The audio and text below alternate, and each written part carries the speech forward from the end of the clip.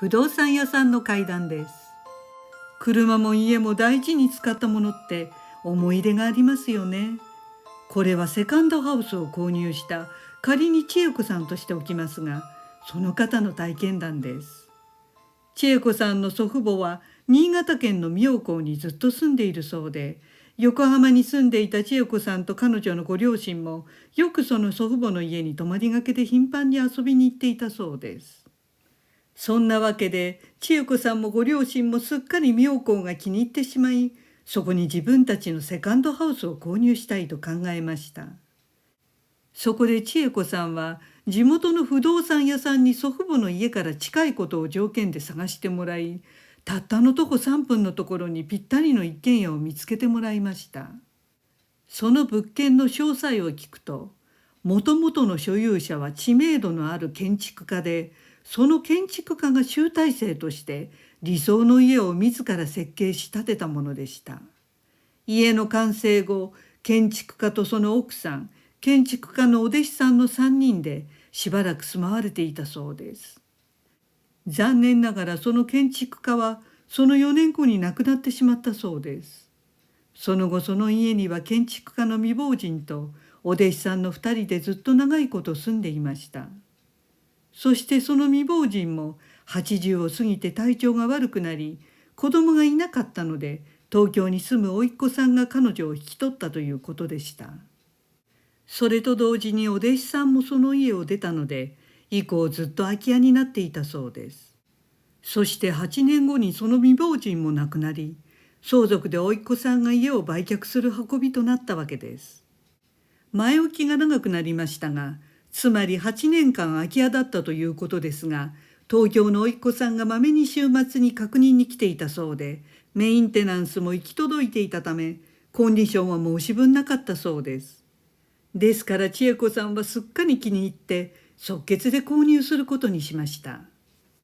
そして自分たちの家になって初めて千恵子さんとお母さんと地元に住むいとこの3人がそのセカンドハウスに入る時でした。玄関は引き戸でガラガラっと千恵子さんが開けた時、なぜか千恵子さんもお母さんもお邪魔しますと家の中に向かって声をかけたんだそうです。今から思えばなんでそんなことを言ったのか不思議だったと言っていました。引き戸を開けた時の中からの空気感がまるでまだそこに前の住人がいるような気配がしたそうです。ただ嫌な雰囲気はしなかったということでした。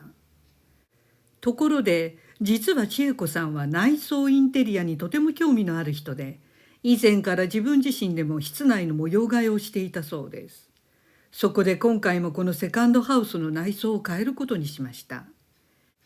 壁紙や床材の張り替えだけでなく、車椅子の父のためにバリアフリーに変更するなど、知り合いの地元の大工さんにも時々手伝ってもらって、大掛かりな改装を1年ぐらいかけてすることになりました。日頃は横浜の実家に両親と暮らしている独身の千恵子さんでしたので、週末や休みを取ってはお母さんを連れて妙高に出向き、内装工事を自らやっていたそうです。初めの頃は何事もなく改装作業は順調に進んでいました。ところがだんだん少しずつ奇妙なことが起きてきたそうです。改装中といっても住める状態ですので、近くの祖父母の家ではなく、そのセカンドハウスに千恵子さんとお母さんは泊まっていました。そんなある夜、2人しかいないのに、誰かが廊下をミシミシと歩く音がしたそうです。周りには民家もなく、隣の建物との共鳴とかはありえないので、一体何だろうと気になったそうです。ところがそれは夜だけでなく、昼間でも誰もいない廊下から誰かがミシミシと歩いている足音が聞こえてきたり、また台所からもパタパタという誰かが動き回るような物音がして、人の気配のようなものが感じられたそうです。奇妙でしたが、それが何なのか千恵子さんは深く考えないようにしていました。そんなある日、千恵子さんとお母さん、そして改装のお手伝いに来ていたいとこ夫婦の4人が、そのセカンドハウスのリビングで休憩をとっていた時でした。突然玄関からガラガラという引き戸が開く大きな音が聞こえてきました。それで4人とも、ああ、誰か親戚が様子を見に訪ねてきたのかなと思ったそうです。そこでいとこが玄関を見に行ったのですが、扉はしっかり鍵がかかってしまっており、そこには誰もいませんでした。でも4人全員がはっきりガラガラっと扉が開く音を聞いているのです。みんなお互いの顔を見合わせ、何の音を揃って聞き間違えたのだろうと、かなり不可解に思ったそうです。そんなわけでお母さんは怖くて、ある時から夜だけすぐ近くの祖父母の家に泊まるようになったそうです。ただ千恵子さんは音がするだけで何も起きているわけではないので、多少怖かったのですが、利便性からそのセカンドハウスに一人で泊まっていたそうです。そうこうしてある程度の工程が終わり、一旦千恵子さんとお母さんは横浜に戻り、次は千恵子さんだけで妙高に行くことになりました。ただ今回は昼も夜も千恵子さんだけになるので、夜はそこから徒歩3分の祖父母の家に泊まることにしたそうです。そんなある日、千恵子さんは一人で壁紙の張り替え作業をしていました。気がついたら思わず時間が経っていて、すでに夜の10時を過ぎていました。辺りは真っ暗ですっかり夜が更けていましたが、千恵子さんは霧のいいところまであと少しだったので、作業を続けていたそうです。ちょうど壁側を向いて壁紙を貼っている最中でした。後ろの玄関の方から「まだやってるのかいね」と地元の方言で声をかけられました。そこで千恵子さんは老婆の声だったので、ああ、おばあちゃんが心配して様子見に来たんだと疑うことなく思ったそうです。そして祖母が千恵子さんのそばに来るのを作業をしながら待っていました。ところが祖母が近づいてくる足音が聞こえません。不思議に思い振り返ったのですが、やはりそこには誰もいませんでした。あれ、おばあちゃんはどこと思い、すぐ玄関に行ってみたのですが、そこにももちろん誰もいませんし、いつもの通り内側からしっかり鍵がかかったままでした。千恵子さんはその瞬間、全身に鳥肌が立ち、すぐ携帯からいとこに電話して迎えに来てもらったそうです。いとこに今あったことを話すと、この家に以前住んでいた建築家の亡くなった奥さんの霊なんじゃないかと言ったそうです。それでも千恵子さんは諦めずに改装作業をその後も続けたというのです。千恵子さんは確かに建築家の未亡人の幽霊だお化けだと思うと怖いですが、なぜか怖いとか不気味とかいうより、目の前に見えない未亡人と一緒に共存しているかのような不思議な感覚を持ったそうです。そして早1年が過ぎようとしていた頃、ついにくじけそうになることが起きました。その日も千恵子さん一人で妙高の家に来ていました。改装作業を終えて夜寝ようと思い、寝室に向かって一人廊下を歩いていた時でした。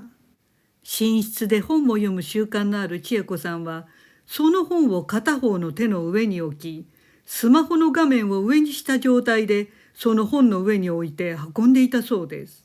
ですからスマホには指一本触れていませんでした。そして長い廊下を一人歩いていると、急にそのスマホの真っ暗な画面がさーっと白く光ったそうです。それで千恵子さんはなんでと不思議に思い、思わずその光った画面を覗き込んだそうです。するとまるで待っていたかのように、突然カシャッとカメラのシャッターが下りました。千恵子さんはあっけに取られたそうです。そもそも千恵子さんは自撮りだけではなく、スマホで写真を撮ること自体まずないんだそうです。写真が趣味だったので、必ず専用のデジカメで撮っていたそうです。ですからスマホの写真機能自体触ることもないし、その時スマホに触れてもいなかったのです。誤作動などもありえないので、千恵子さんはとっさにそのスマホに何が写っているか写真を確認したそうです。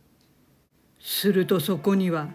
背景も千恵子さん自身の姿もしっかり写っているのに、その千恵子さんの顔だけがのっぺらぼうで、目も口も鼻も何もない顔が映っていました。もうさすがの千恵子さんもそれを見て恐怖でパニックになり、すぐ祖母に半分泣きながら電話をかけて迎えに来てもらったそうです。残念なことに千恵子さんはパニックになっていたので、その写真のデータを消去してしまったそうなんです。